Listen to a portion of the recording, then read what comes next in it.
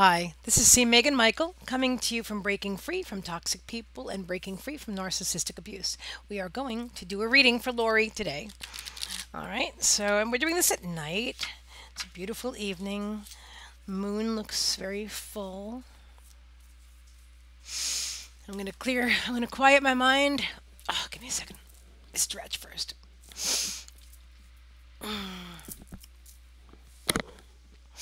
It's important to stretch. I didn't do that today. Much better. I'm gonna loosen up. Loosen those joints up. Loosen those joints. And we went for walkies today, of course, with my dogs and a friend of ours as well, who is also a dog trainer and has a professional pet sitting business as well. And I've got two really amazing friends that do that. In fact, I am very, very blessed and appreciative for these wonderful friends. Okay, I feel that this is the card on top. Card number one. Oh, okay. So its first card is gratitude, inverted. Give thanks. It's upside down. So I'm feeling that already. Second card is honor. Acknowledge you, me, and we. Also inverted. And the third card, also inverted. And that would be endurance. Keep your eye on the ball.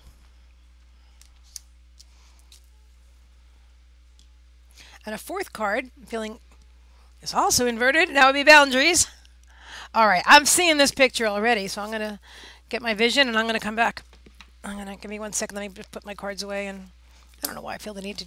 I don't know. Sometimes I'm very organized about my stuff, and I like that actually. I like that about the new me. I did in the past. I wasn't really like that, and so I like this new trait. Okay. Whew. Okay. It's not the new me. It's the real me.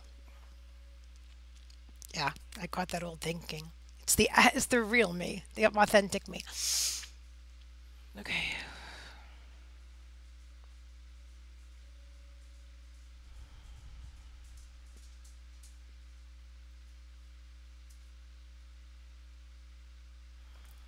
I see a little boy in a mall with his mother, and he's holding some balloons, and there's a teddy bear. And the balloons, he lets go of the balloons, and they go way up, and they float away. He loses the balloons.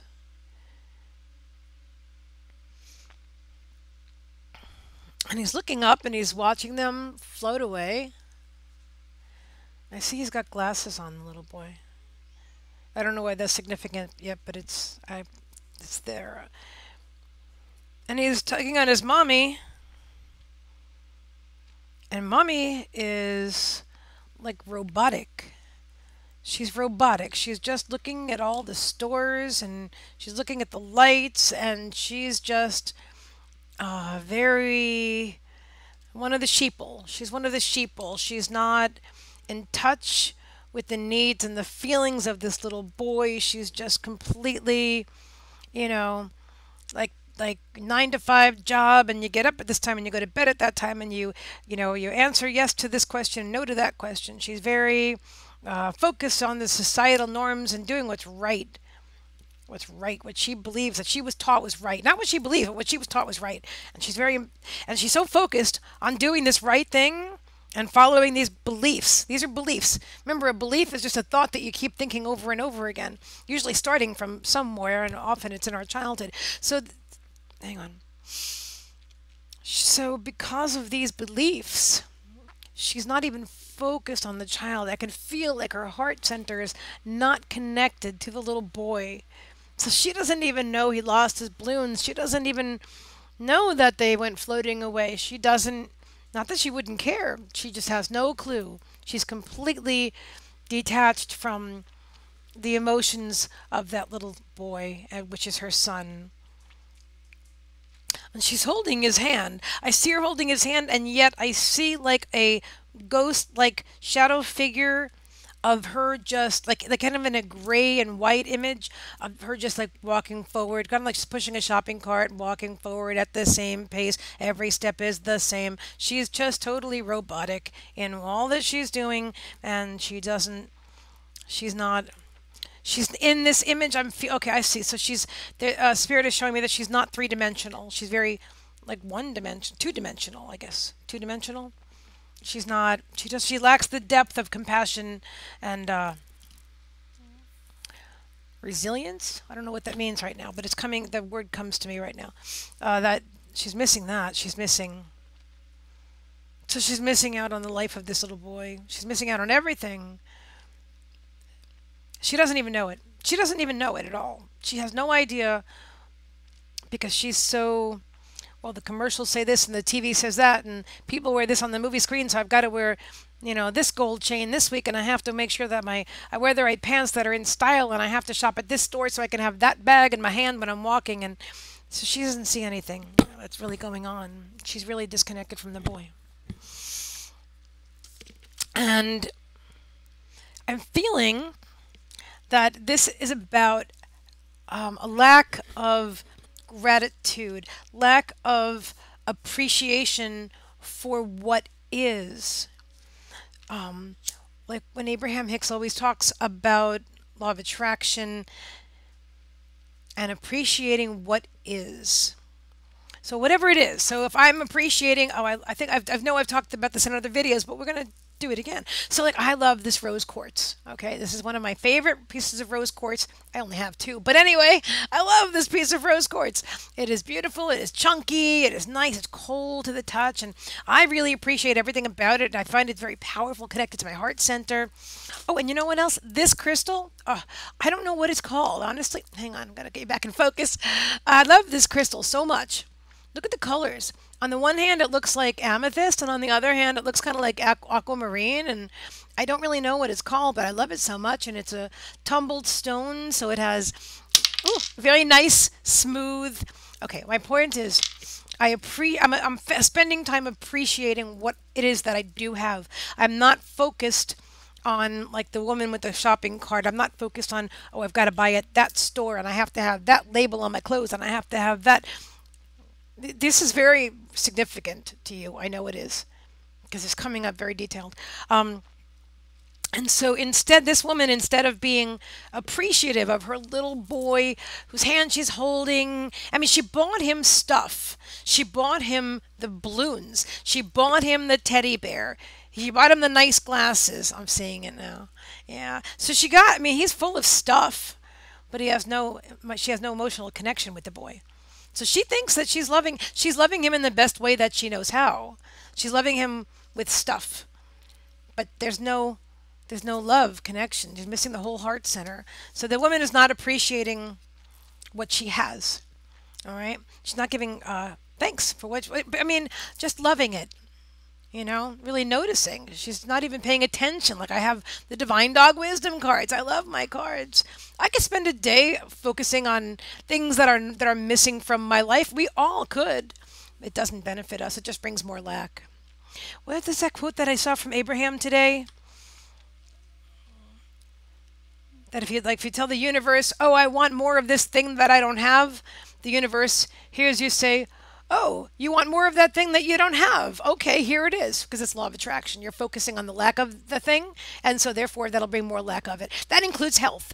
If you're focusing on your lack of health, then you're going to be less healthy. You're going to attract more ill health or more dis-ease. D-I-S, like dis-ease, like unease. You will attract more of that if you're focused on. And sometimes it's hard, like with an illness. And I know, I've been there. Okay, I had the cancer thingy, whatever. All right, so I know what it's like to have an illness that seems like, oh my gosh, how could I think of anything but this? I'm about to die. How am I going to, seriously, my brain went into all the drama. And I'm not going to talk about that anymore.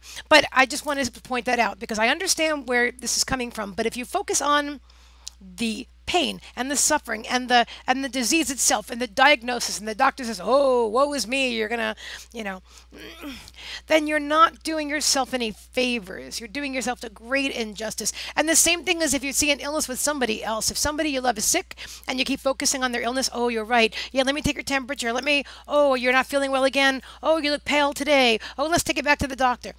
All that focusing on the illness. Sometimes people get addicted to the attention.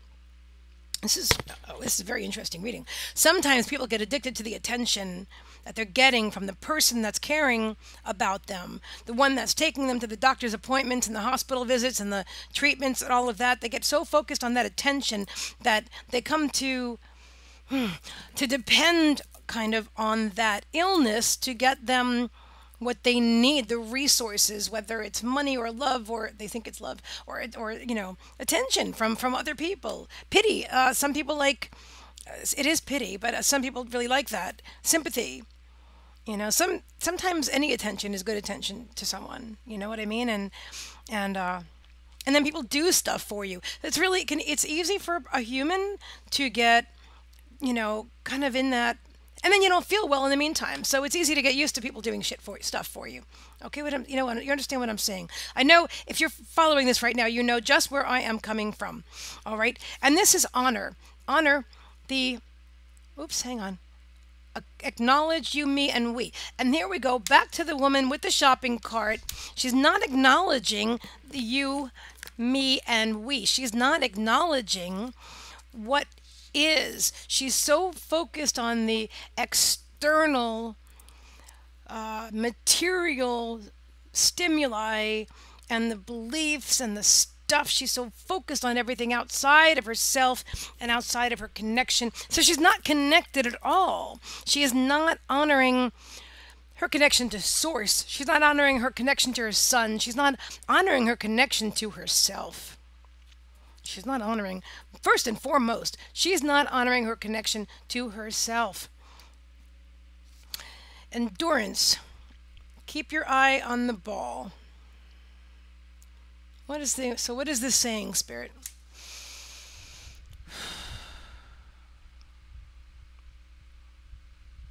All right, I see the mother getting tired.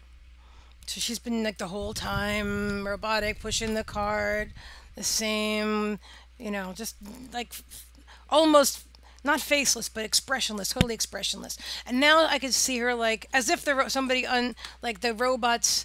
My phone keeps going out of focus tonight, the camera, because it's dark and anyway. And I talk with my hands. I talk with my hands. So she's like pooping out, like, you know what I mean, like somebody just turned off the robot and it went. And she doesn't have the strength to go on. She doesn't have the endurance. She's lacking the endurance. See, it's upside down. She's lacking the endurance because, see, keep your eye on the ball, because her eye's not on the ball. Her eye's not on the connection to you, me, and we, the connection to herself. It's not there. It's everywhere externally. It's not internally at all. That focus is not on her and her real self and who she truly is and who her son truly is and the connection that she has to other people and other beings. She's really, really disconnected. She's really disconnected. It's sad to see because she doesn't understand yet. Not in this life. She really doesn't get it. She's not awakened yet. Not at all. This woman has not gone through a spiritual awakening at all. And this is boundaries inverted. So boundaries, stay in your own business. I feel like, so the woman, okay, see how this dog's looking over the fence and he's peeking out to see what other people are doing on the other side of the fence? I'll show you again. All right, so he's looking over the fence. And that's what this woman is doing. And this is so common for people who are so focused on everything outside of themselves, and they're looking for that external validation, and they're seeking, they're a lot of times these people are reactive. And sometimes they're not, but they don't look inside. So they blame other people for all their problems and they blame other people for everything. And they don't take any responsibility for their own stuff. They just don't. And they're always looking over the fence and peering at the neighbors and they're looking out the window and they're looking and they're trying to see what other people are doing so they can judge them and so they can point fingers at them. But it's really themselves. It's not the other people. There's nothing wrong with the other people. The problem is in here with that same person. I feel, Spirit is showing me like a black heart. Like there's something with the heart and it's black and it's like all crusty. And thanks, Spirit. I don't like seeing images like that. They know I don't like to see yucky images. But they're showing me it's very dark and this person is really, okay. Thank you. All right, so, okay, but this black heart just like exploded, not in a bad way. It actually is a breakthrough. They're showing me a breakthrough. And then there is the light, and then there's the white path. I've seen that in other visions now as well. And there's spirit at the end, and the angels beckoning. And then I see Jesus. I see Jesus. Specifically, I see Jesus right now. And he's beckoning on the end of this path, come to me. Come to me. Just come. So that's what's missing. The connection to source and the connection to self. And I do feel like I need to pull another card. Really? All right. Okay. Maybe this is why it took me a long time to do this reading. But I had to wait for Spirit to be ready. And do I shuffle the cards more or do I take the next card, Spirit?